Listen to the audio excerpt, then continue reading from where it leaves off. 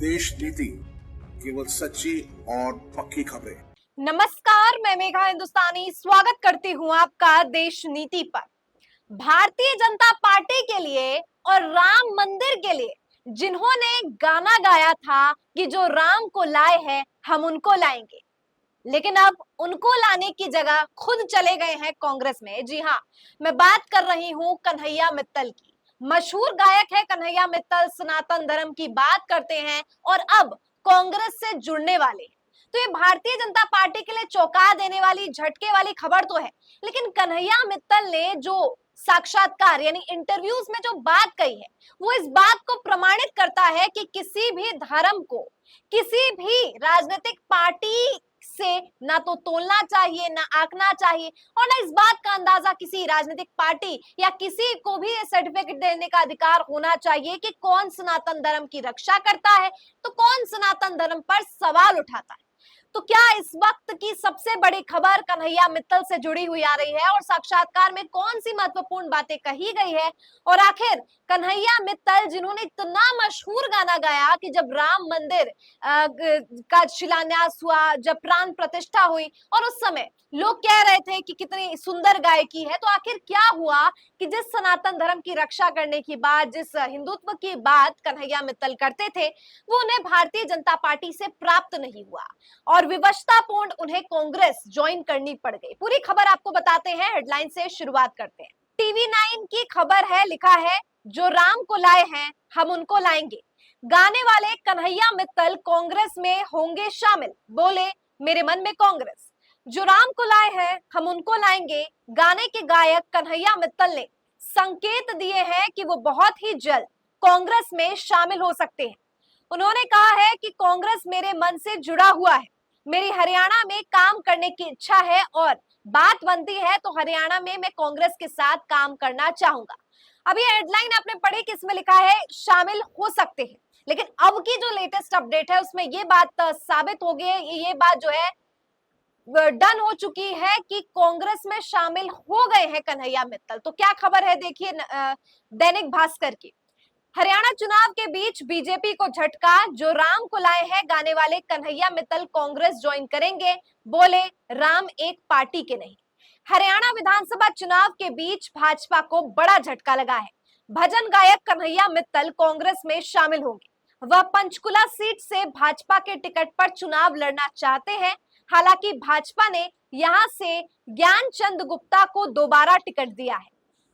कन्हैया मित्तल वही गायक है जिन्होंने 2022 में उत्तर प्रदेश विधानसभा चुनाव से पहले जो राम को लाए हैं हम उनको लाएंगे गाना गाया था। यह गाना काफी फेमस हुआ था। मित्तल अक्सर भाजपा के कार्यक्रमों में नजर आते हैं। तो ये पूरी खबर निकल कर आ रही है और इससे संबंधित दैनिक भास्कर ने बातचीत भी की।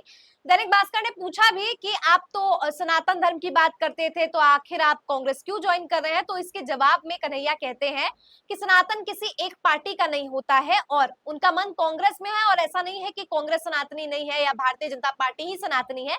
किसी भी धर्म को या सनातन धर्म को किसी भी पार्टी से जोड़कर नहीं देखना चाहिए, पार्टी के ऊपर की बात है। तो इसीलिए वो कांग्रेस से जुड़ने की बात करें। हालांकि बहुत से निंदा लोग कर रहे हैं, क्रिटिसाइजर्स हैं, हेटर्स हैं, जो कह रहे हैं कि कन्हैया मित्तल को भारतीय जनता पार्टी से टिकट नहीं मिला है जिस वजह से वो कांग्रेस ज्वाइन करे। हो सकता है इस बात में सच्चाई भी हो, लेकिन अंततः जो मूल बात निकल कर आती है वो ये है कि बीजेपी को इससे किस तरीके का नुकसान होने वाला है। क्योंकि क्या होता है, जब एक नाम होता है, मतलब किसी भी व्यक्ति का एक नाम होता है, एक ब्रांड बनता है उसका, और उसे जोड़कर किसी पार्टी इसके साथ देखा जाता है। जैसे कन्हैया मित्तल बहुत से भारतीय जनता पार्टी के कार्यक्रमों में शामिल होते थे। जो राम को लाए हम उनको लाएंगे गाने गाकर और ये सब चीजें कहकर वो सनातन धर्म को तो प्रमोट कर रहे थे, लेकिन साथ ही भारतीय जनता पार्टी से भी जोड़कर उन्हें देखा जाने लगा था। और ऐसे में वो पार्टी छोड़ रहे हैं, या वो पार्टी में तो थे नहीं कभी, लेकिन वो जो है कांग्रेस ज्वाइन कर रहे हैं, अपने आप में एक बड़ा संदेश देता है। साथ ही कन्हैया मित्तल ने ये भी बड़ी बात कही है कि वो किसी पार्टी के समर्थक नहीं है, वो बस योगी की प्रशंसा इसीलिए करते हैं क्योंकि अंतर्राष्ट्रीय स्तर पर भी या राष्ट्रीय स्तर पर भी योगी को पसंद किया जा रहा है। और कोई भी राजनीतिक दल राम जी को नहीं लेकर आई है, बल्कि सनातन धर्म की बात है, और वो योगी जी की प्रशंसा में लगातार बोले। तो प्रधानमंत्री नरेंद्र मोदी के बारे में कुछ नहीं बोले, लेकिन योगी की प्रशंसा उन्होंने जरूर की। दूसरी तरफ उन्होंने कहा कि अगर प्रधानमंत्री नहीं होके डॉक्टर मनमोहन सिंह भी प्रधानमंत्री होते तो उनके कार्यकाल में भी अगर राम मंदिर स्थापित हुआ होता तो मैं गाना जरूर गाता। तो यानी कहने का एक मतलब है, ना तो इसका भारतीय जनता पार्टी से कोई लेना देना है और ना ही इसका सनातन धर्म से कोई लेना देना है। ये कांग्रेस भाजपा वाली बात है नहीं, क्योंकि ये भारतीय जनता पार्टी के शासनकाल में राम मंदिर का निर्माण हुआ, राम मंदिर का प्राण प्रतिष्ठा हुआ है, तो इसीलिए उन्होंने भजन गाया है। तो इसीलिए उनकी गायकी या वो जो जिसलिए फेमस हुए हैं उसको बीजेपी से जोड़कर न देखा जाए, ये साफ तौर पर बात कही है। अभी फिलहाल कन्हैया मित्तल ने कहा है कि वो कांग्रेस ज्वाइन कर चुके हैं, लेकिन औपचारिक तौर पर किस तरीके से उन्हें कांग्रेस ज्वाइन करना है या किस टिकट पर वो चुनाव लड़ने वाले नहीं लड़ने वाले, इसकी जो जानकारी है वो अभी आनी बाकी है। लेकिन एक बात स्पष्ट हो चुकी है कि वो उन्होंने कांग्रेस ज्वाइन कर लिया। देखिए, अब आप सोचेंगे कि इतनी बड़ी तो बात है नहीं, लेकिन देखिए बड़ी बात जरूर ना हो, लेकिन ये एक प्रभावशाली बात जरूर है कि जिस व्यक्ति को सनातन और भाजपा के नजरिए से देखा जाता था या जो जिसलिए फेमस हुआ था, उसका वो आधार ही बदल गया है या उसने उसके उलट कोई काम किया है और या पूरी की तरह बदल चुका है। तो ये अपने आप में ये संदेश देता है कि भाजपा से जोड़कर जिस भी व्यक्ति को, जिस भी चीजों को, जिस भी संगठनों को अक्सर देखा जाता है, उनका रुख हमेशा भाजपा के खिलाफ रहा है। अभी ताजा जब विधानसभा चुनाव में टिकट बंटवारे में पहली लिस्ट सामने भारतीय जनता पार्टी के हरियाणा विधानसभा चुनाव में आई है, तो बहुत से ऐसे मंत्री हैं जो पूर्व में मंत्री रह चुके हैं, उन्हें दोबारा टिकट नहीं दिया गया है। बहुत से ऐसे नेता हैं जो हार भी चुके हैं, लेकिन फिर भी हारे हुए पर भी बाजी फिर से लगा दी गई है। तो ऐसे में बहुत से नेता बागी हो गए हैं, बागी तेवर भी देखने को मिले हैं, इस्तीफे का दौर भी शुरू हो गया और उसके बाद बहुत से ऐसे नेता हैं जो पहले भाजपा में थे लेकिन अब निर्दलीय चुनाव लड़ने का उन्होंने ऐलान कर दिया है।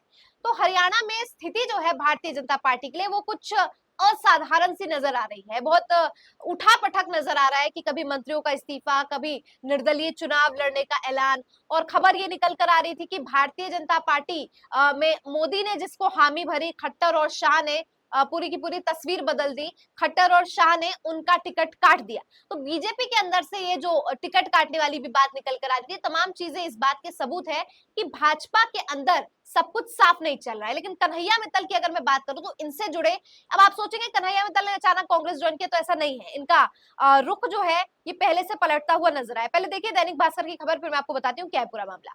दैनिक भास्कर के रिपोर्टर चेतन सिंह से बातचीत में कन्हैया मित्तल ने कहा है कि मैंने भाजपा से कभी टिकट की उम्मीद नहीं की थी। हम सभी जगह काम कर सकते हैं। मैं कांग्रेस में शामिल हो रहा हूं। अभी तारीख और समय तय नहीं है। मैं लोगों से अपील करना चाहूंगा कि एक दल को सनातन का प्रतीक न समझे। सनातन हर जगह है। तो यहाँ पे अब इतना बड़ा वोट बैंक, इतना बड़ा वोट बेस तो नहीं होगा कन्हैया मित्तल का, लेकिन फिर भी क्योंकि वो 15 साल की उम्र से, बहुत कम आयु से गाना तो गा रहे हैं, लेकिन 2015 से उन्होंने भजन के माध्यम से अर्निंग भी शुरू कर दी। अब मैं थोड़ा सा कन्हैया मित्तल के इतिहास के बारे में बताऊं। उनके पापा भी जो है मिडिल क्लास से नहीं बल्कि लोअर मिडिल क्लास में कहूँ कि काफी गरीब परिवार से आते हैं और इनके पिताजी ने भी काफी संघर्ष की है और इन्होंने भी काफी संघर्ष किया है। और इसके बाद इन्होंने चीजें जो है बेचने का काम करते थे, उससे इनकी कमाई होती थी। फिर इनका ये जो है 10वीं में इन्होंने अच्छी जो है पढ़ाई की, अच्छे अंक भी लाए, तो उनको आईपीएस बनने का सपना था, लेकिन भजन में चले गए क्योंकि इनका टैलेंट वहां था। और फिर उसके बाद से इन्होंने अर्निंग शुरू की। मतलब जिस तरीके का इनका सिलसिला, जिस तरीके का इनका सफर जो है काफी गरीबी से उभर के आए हैं और फिर जो इन्होंने नाम वाम कमाया है उससे बहुत से ऐसे लोग हैं जो सनातन को पसंद करते हैं, वो कन्हैया मित्तल को पसंद करते हैं। लेकिन बतौर गायक तो उनकी एक छवि है, लेकिन अब बतौर नेता कैसी होगी ये देखना दिलचस्प होगा। दोस्तों एक खबर मैं आपको बताती हूँ जो आज से कुछ दिन पहले की है। आपको याद होगा कि कंगना रनौत को एयरपोर्ट पर, चंडीगढ़ एयरपोर्ट पर कुलविंदर कौर नाम की एक महिला ने थप्पड़ मारा था। तो इसको लेकर एक खबर आई है। अश्विनी श्रीवास्तव नाम के सोशल मीडिया यूजर लिखते हैं, He is singer Kanhaiya Mittal who sees a lioness in Kulvinder Kaur and justifies slapping BJP MP Kangana Ranaut. तो पहले भी कन्हैया मित्तल ने कुलविंदर कौर ने जब थप्पड़ मारा था कंगना रनौत को, तो उसको जस्टिफाई करते हुए, उसका पक्ष लेते हुए नजर आए थे। तो और 4 days ago BJP leader Manish Kashyap visited his home and praised him. 4 दिन पहले मनीष कश्यप इनके घर गए थे और उनकी तारीफ भी की थी। तो ये जो हेटर्स या निंदक है उनका ये ट्वीट है। ये कह रहे हैं कि Mittal also has direct access to UP chief minister. तो मित्तल है, उनका उत्तर प्रदेश के मुख्यमंत्री से भी उठना बैठना मिलाप है। He could become a major security threat in the future. The BJP national team and Yogi Adityanath ji should take care notice. पहले कह दिया था कि हो सकता है भाजपा के लिए बड़ा खतरा हो, तो समझा ऐसे जा सकता है कि इन्होंने कांग्रेस तो ज्वाइन की है, लेकिन अचानक से ये परिवर्तन नहीं हुआ, ये बहुत पहले से चला आ रहा है और बहुत टाइम पर इन्होंने अपनी प्रतिक्रिया बहुत सी चीजों पर दी है जो कि भारतीय जनता पार्टी के फेवर में नहीं नजर आई। तो उस समय से जो है इनका बागी तेवर नजर आ रहा था और अब जो है फाइनली ये कांग्रेस ज्वाइन कर चुके हैं। कहां से टिकट मिलेगा और जिस जहां से टिकट मिलेगा वहां जातीय समीकरण क्या है, क्या वो जीतने में सफल होंगे, तो तभी पता चलेगा कि हमें जब पता चलेगा कि टिकट उन्हें किस विधानसभा सीट से मिल रहा है।